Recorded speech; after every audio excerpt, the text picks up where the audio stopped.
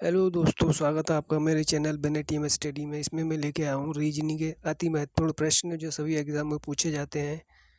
उस विकल्प का चयन कीजिए जो चौथे पद से उसी प्रकार संबंधित है जिस प्रकार पहला पद दूसरे पद से संबंधित है और पांचवा पद छठे पद से है। देखिए, पहला दूसरे से संबंधित है और दूसरा चौथे से है और पांचवा छठे से है।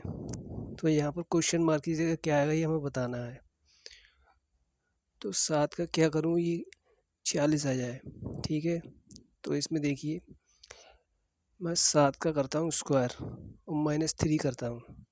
7 सत्ते 49 -3 कितना हो जाएगा, 46 आ जाएगा। उसी तरीके से मैं अगर 11 का स्क्वायर करूँ और -3 कर दूँ, 11 में 11 में 121 -3 कितना आ जाएगा, 118 है। ठीक है, उसी तरीके से यहाँ पर मैं 9 का स्क्वायर करूँ -3 कर दूँ, 9 ने 81 -3 कितना आ जाएगा, 78। ठीक है, तो क्वेश्चन मार्क की जगह क्या आएगा, क्वेश्चन मार्क की। अगला प्रश्न, निम्नलिखित में से कौन सा विकल्प दी गई श्रृंखला में प्रश्नवाचक चिन्ह को प्रतिस्थापित करेगा। एक सीरीज दे रखी है, इसमें देखिए क्वेश्चन मार्क की जगह क्या आएगा। तो देखिए 9000 से 9000 से 7200 हुआ, फिर 5760 हुआ, फिर उसके बाद 36,686.4 हुआ। तो ये कैसे हुआ, तो देखिए इसमें क्या कॉन्सेप्ट लगा है। इसमें यदि मैं 9000 को 0.8 से गुणा कर दूँ, 8 ने 72, 3 जीरो, ठीक है, 0.1 के बाद है, तो ये 7200 आ गया।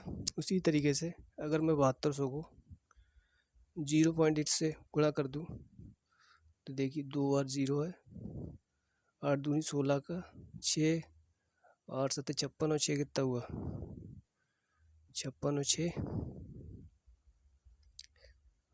8 सत्ते 56, 8 दूनी 16, 57 हुआ यहाँ पर। ठीक है, दशमलव कितने, 1 के बाद है, 5760 हो गया। 5760 को यदि मैं 0.8 से गुणा करता हूँ तो कितना आएगा, 0, 8 छंग 48 के, 8 से छंग 48 के 8, 80 लगे 4, 8 सत्ते 56 और 4 60 का 0, 80 लगे 6, 8 पंजे 40 और 6 46। ठीक है, 0.1 के बाद है। अब मैं 4608 को 0.8 से फिर गुणा करता हूँ तो देखिए 8 64, 8 के 4, 0 64 ही हो जाएगा। 8 छः 48 के 8, 80 लगे 4, 8 चौक 32, 4 36। ठीक है, 36 84। ठीक है, तो ये सीरीज यहाँ पर फॉलो हो रही है। तो क्वेश्चन मार्क की जगह हमारा कितना आ जाएगा, 4608। ठीक है, जो कि option C is a correct answer है। अगला प्रश्न है, इसमें देखिए 6 मेंबर हैं, C D E F M और एन एक गोल मेज के परितः केंद्र की ओर मुख करके बैठे हैं। तो मैंने 6 मेंबर बना लिए एक सर्किल में। ठीक है, ये उसका केंद्र हो गया जिसके मुँह करके खड़े हुए हैं।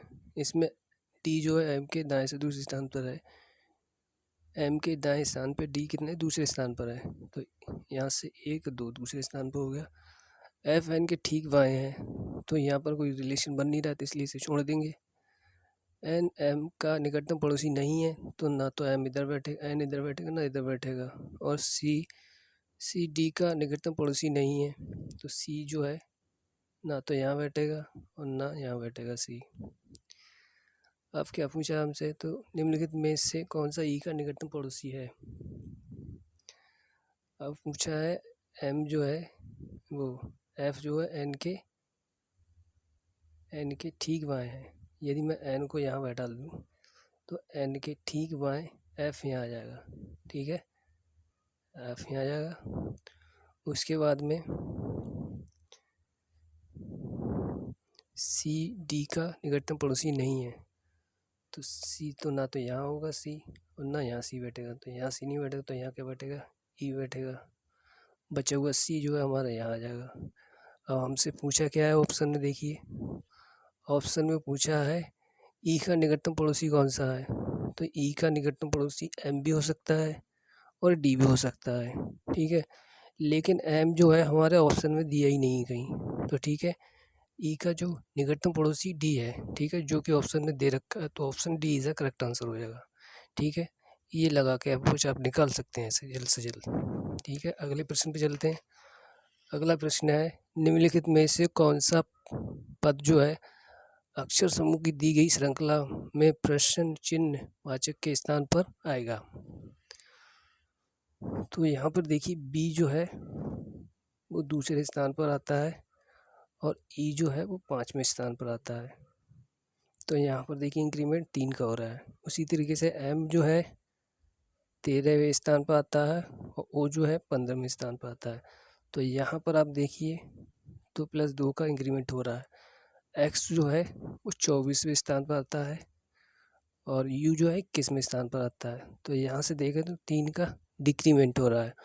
ओ जो है 15वें स्थान पर आता है और एम जो है 13वें स्थान पर आता है। तो यहाँ से देखें 2 का डिक्रीमेंट हो रहा है। उसी तरीके से अब मैं यहाँ पर देखूँ, यहाँ पर ये संख्या तो मैंने लिख ली है, अब आगे बढ़ा देता हूँ इसे। तो पहले क्या हुआ 3 का इंक्रीमेंट हुआ है, 3 का इंक्रीमेंट हुआ यहाँ 8 हो जाएगा। यहाँ पर 2 का इंक्रीमेंट हुआ है तो ये 17 हो जाएगा। यहाँ पर 3 का डिक्रीमेंट हुआ है तो ये 18 हो जाएगा। यहाँ पर देखिए आप 13 में से -2 का डिक्रीमेंट हुआ है तो ये तक बचेगा 11। तो ये हो गया एच, ये आपका क्यू हो गया, ये आपका आर हो गया और ये आपका हो गया के, ठीक है। ये के हो गया तो आपका क्या हो जाएगा एच क्यू आर के हो जाएगा ऑप्शन, जो कि option D is correct answer है। अब चलते हैं अगले प्रश्न की तरफ। अगला प्रश्न है, ये भी बहुत ही इंटरेस्टिंग प्रश्न है। इसमें देखिए हमें ट्रायंगल फाइंड करना है। दी गई आकृति में कितने ट्रायंगल हैं ये हमें बताना है। तो देखिए इस तरीके के प्रश्न के लिए सबसे पहले हमें ये बताना चाहिए। देखिए एक फिगर में ये बना रहा हूँ, देखिए इसमें आपको पता होगा 1 2 और एक ये बड़ा वाला, इसमें 3 ट्रायंगल होते हैं। तो यहाँ पर कितने दे रखे हैं 1 2 3 दे रखे हैं। तो 3 × 3 कितना हो जाएगा 9 हो जाएगा, ठीक है। अब यहाँ पर देखिए आप इस तरीके का है ऐसे, ठीक है। तो 1 2 3 4 और एक ये बड़ा वाला 5 ये हो गए, 5 इसमें हो गए और एक है सबसे बड़ा वाला, ठीक है, एक ही हो गया। तो कितने हो जाएंगे टोटल 9 और 1 10 और 5 15, जो कि ऑप्शन ए इसका करेक्ट आंसर हो जाएगा। अगले प्रश्न पे चलते हैं। अगला प्रश्न है, ये भी सीरीज़ वाला है, चलिए देखते हैं इसे करके। इसका आप आंसर बताइए कमेंट में, ठीक है। ये पैटर्न दे रखा है जिस तरीके से 8 का संबंध 199 से है, क्वेश्चन मार्क का संबंध 439 से, उसी तरीके से 5 का संबंध 82 से है। तो इसे आप बताइए, ठीक है। चलिए करते हैं। यदि मैं 8 की गुणा 25 से करूं और -1 कर दूं तो कितना हो जाएगा 200 - 1 कितना हो जाएगा 199। उसी तरीके से यदि मैं 16 की गुणा 36.5 से कर दूं और +1 कर दूं तो ये हो जाएगा आपका 438 + 1, ये कितना हो जाएगा 12 से करनी है, सॉरी 16 से ना 12 से करनी है। तो ये कितना हो जाएगा, ये आपका 439, ठीक है। यहाँ पर आप ज़रा ध्यान से देखें, यहाँ पर 12 × 36.5 + 1 करूँगा तो ये आ जाएगा 438 + 1, जो कि 439 आ जाएगा, ठीक है, जो कि option C is correct answer हो जाएगा। अगले प्रश्न पे चलते हैं। अगला प्रश्न भी बहुत ही इंटरेस्टिंग प्रश्न है। निम्नलिखित में से कौन सा अक्षर समूह दी गई श्रृंखला में प्रश्न चिन्ह के स्थान पर आएगा और श्रृंखला को तार्किक रूप से संपूर्ण करेगा। तो देखिए आर की जगह पर 8 है, सॉरी R 18 पे आता है, P आता है 16 पे। P हमारा 16 पे आता है, यहाँ पर 2 का डिक्रीमेंट हुआ है। उसके बाद T जो है 20 पे आता है, B 22 पे, तो 2 का इंक्रीमेंट हुआ। फिर E 5 पे आता है और C 3 पे आता है। फिर से देखें तो इसमें क्या हो रहा है, 3 का डिक्रीमेंट हो रहा है। उसी तरीके से अगर मैं इसमें देखूं 11, 26, 25, पहले क्या रहा, 2 का डिक्रीमेंट हो रहा है, 2 का डिक्रीमेंट 9 हो जाएगा। फिर उसके बाद में क्या हुआ है, 2 का इंक्रीमेंट हुआ है, 2 का इंक्रीमेंट तो ये 28 हो जाएगा। फिर क्या हुआ है, 3 का डिक्रीमेंट हुआ है, 3 का ही हुआ है, ये 30, सॉरी ये 3 नंबर पे आता है, ये आता है 3 नंबर पे और ये आता है 5 नंबर पे, तो 2 ही का तो डिक्रीमेंट हो रहा है, प्लस माइनस करके हो रहा है, तो 2 का डिक्रीमेंट हो जाएगा तो कितना आएगा, 23 हो जाएगा, ये माइनस का 2। ठीक है, चलिए फिर से करता हूँ इसे समझने के लिए। देखिए R जो है 18वें नंबर पे, P 16वें नंबर पे, तो 2 का कमी हुआ। फिर T 20वें नंबर पे, B 22वें नंबर पे, 2 का इंक्रीमेंट हुआ। फिर E 5वें नंबर पे और C 3रे नंबर पे, फिर से 2 का डिक्रीमेंट हुआ। उसी तरीके से इस वाले को लिखता हूँ, ये 11 L 11 पे आता है, Z 26 पे आता है, Y 25 पे आता है, तो क्या हुआ, माइनस का 2 का डिक्रीमेंट हुआ तो 9, यहाँ पर 2 प्लस हो रहा था 28 हो जाएगा। यहाँ पर देखें तो 2 माइनस हो रहा है तो ये 23 हो जाएगा। 9 जो है वो कितने पे आता है, वो आता है आपका